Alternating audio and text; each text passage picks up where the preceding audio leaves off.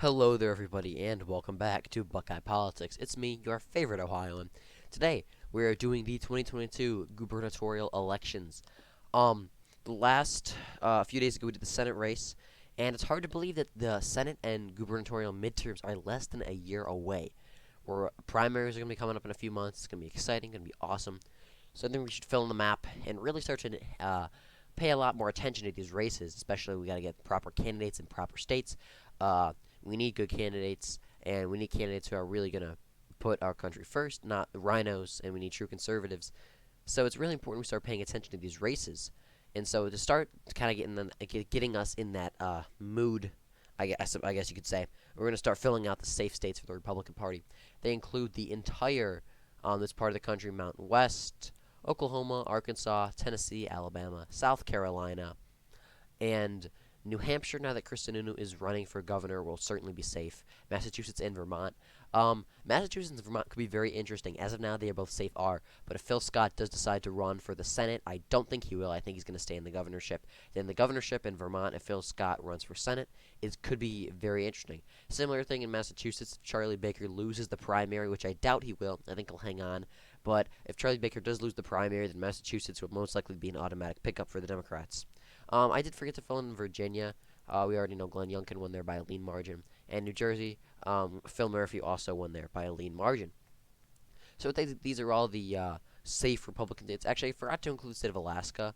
Alaska will most likely be safe. Are mostly because of national environment and because it's not as highly contested as the Senate race. A lot of people get confused when I put the Senate race in Alaska as likely R, but yeah, I put it as safe R for a governorship, obviously.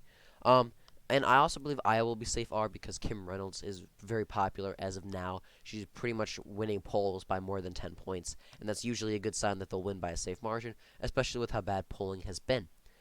Safe Democrat states include the states of Oregon, California, Hawaii, Illinois, Maryland, and New York. These are all states that the Republicans, no matter who they put up, are really going to have a hard time winning.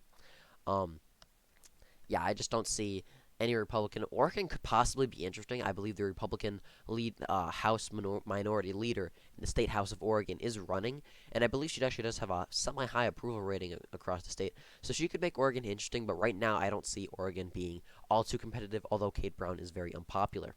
Um, these are the safe states for both sides. Now we're going to fill in the likely states for the Republicans, and they include the states of Ohio, Kansas, Texas, and Florida.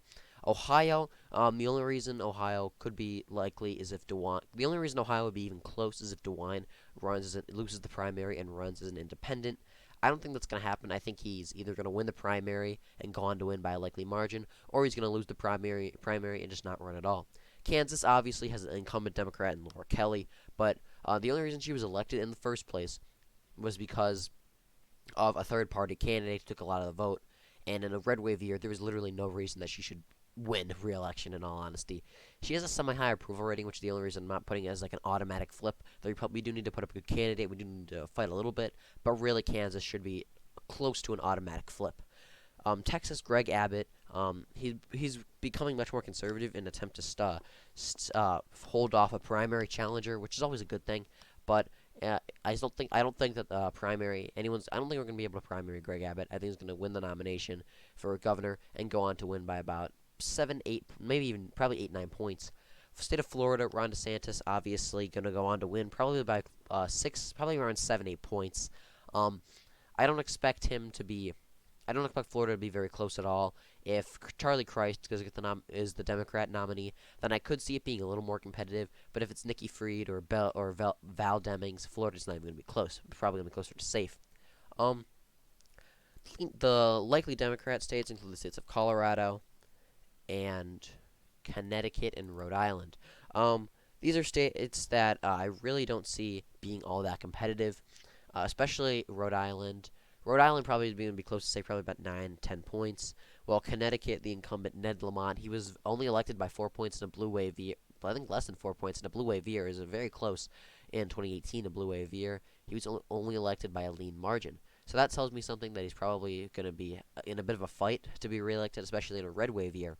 but his approval rating is pretty good, and he's from what I've heard, he's very popular in Connecticut as of now. So I think he'll probably win by a likely margin. I don't think it'll be too close. Connecticut could definitely be a sleeper flip, but as of now, I'd say Ned Lamont should be on his way to getting a narrow re-election, probably by about 7 points. Colorado, nothing special going on there. The Senate race could be closer, but unless the Republicans get a really good candidate, similar to Glenn Youngkin in Virginia, I really don't see Colorado being too competitive on the governorship level. The reason I have it as closer for Senate is because there is a candidate like Cory Gardner who could run a Glenn Youngkin type campaign and make it closer, but governorship, we don't really have that type of candidate. The lean states for the Republicans include states of Arizona, Wisconsin, Pennsylvania. These are three states that are going to be trending. That are two of the three. Pennsylvania, Wisconsin are trending right. Wisconsin, Tony Evers, he's going to be the one. If after Laura Kelly, he's going to be the second most vulnerable incumbent.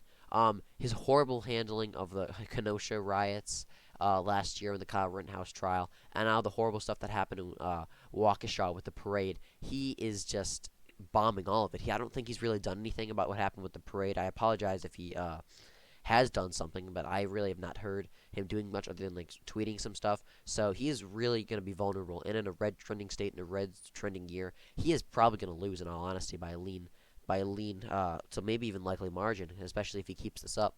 Pennsylvania is going to be very interesting. Tom Wolf is not super popular. He's not unpopular, but he's not super popular. But in a red wave year with with a good Republican candidate, I see no reason Pennsylvania can't flip, especially because we saw a while back Pennsylvania, they had like sort of like a ballot initiative to restrict the governor's powers in terms of how much he could do in terms of COVID, like how much power the governor had in terms of COVID, and the Democrats get absolutely shelled. And so I don't think that that's a good sign for Democrats in Pennsylvania, especially if they run in this, like, if COVID lockdowns and stuff continue into next fall. Arizona, Doug Ducey obviously is retiring, but I think that with Kari Lake or Kimberly Yee, either one of them should be able to win the state by a lean margin, especially because Arizona is going to be pretty much a swing state. I don't think it's going to be like Georgia where it's going to be gone. I think Arizona is going to be a swing state for a little while now, especially because there's a lot of Midwestern transplants. And really the only reason Trump lost Arizona was because he was very unpopular with a lot of those neocons and McCain simps in a horrible environment. For Trump in a D plus like almost 5 environment, and Trump being very unpopular in Arizona, Biden only won the state by like 10,000 votes. So really, Arizona's not gone at all. I see no reason we can't win it for the next few cycles. The lean states for the Democrats include the states of New Mexico, Minnesota, and Maine. These are all states that are very interesting to look at. Maine could be another sleeper flips in the Northeast, similar to Connecticut. The incumbent governor Janet Mills is she's sort of unpopular, but she's not super unpopular. But the former Republican governor, who has a pretty high approval rating, is running to challenge her. That's why I think Maine will be close. And with the trends we've seen in the Maine second district in the northern, more rural parts of Maine, if we can just get heavy turnout there, I see no reason Maine can't possibly flip. As of now, it's lean D, but could be a sleeper flip similar to Connecticut in the Northeast. State of Minnesota is just such a weird state to predict. I'm not even going to talk about it, but just because of national environment and trends, I'm putting it as lean D. State of New Mexico, I originally really didn't have New Mexico being close at all. I had it likely, if not, probably likely Democrat, probably by about 8-9 points, similar to the 2020 election, probably just a little closer, but not much. But with Mark Ronchetti running, I really think New Mexico could be very close and very competitive. The incumbent governor in New Mexico is very unpopular, and with Biden's approval rating being in the dirt, Hispanics trending right, I see no reason New Mexico cannot be competitive. Will the Republicans win it? But will it be much closer than most people expect? Yes, absolutely. The tilt states for the Republicans include states of Michigan and Nevada.